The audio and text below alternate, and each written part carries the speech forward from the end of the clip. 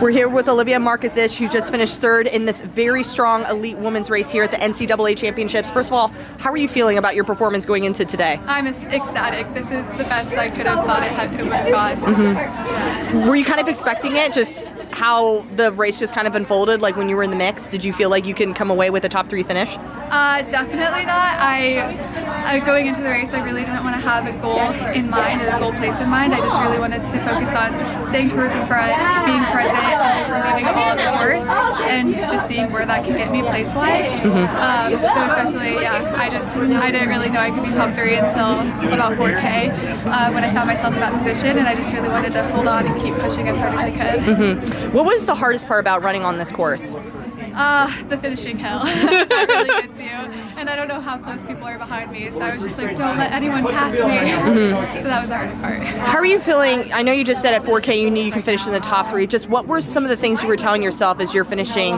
the later half of that race? Yeah, so for most of it, I was just telling myself, I was like right up there with Haley Two, the Alabama girls. I just kept telling myself, this is my pack, just like positive affirmations, just I belong here. And I have a bad habit of tending to fall off a little bit and then needing to catch up at the end of the race. So I just really wanted to focus on just sticking on the people and just saying, like, just telling myself to finish strong and reminding myself how strong of a kick I have. I know you just said you typically tend to like just fall off at certain parts of the race. What made you just kind of stick with it this time? Like you got it right on the nail, All-American here. So what kind of helped with that shift?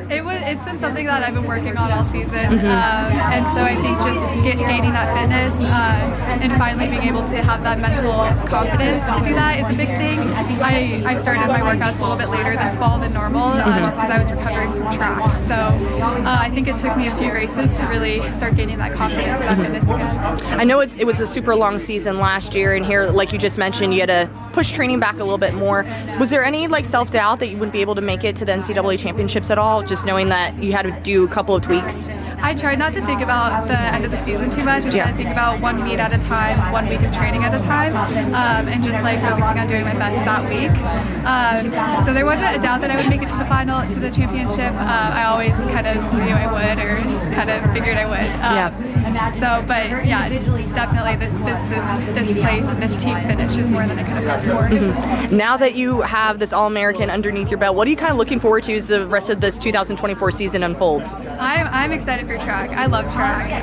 I'm definitely sad it was my last cross country race, but it's the best that it could have ended. And as a Fighting Irish, how does it feel to just represent the green in the Navy then? Oh, it's awesome. I love this university, so I'm so happy to represent them here. Awesome. Well, congratulations, Olivia, and wishing you all the best as the season unfolds more. Thank you so much.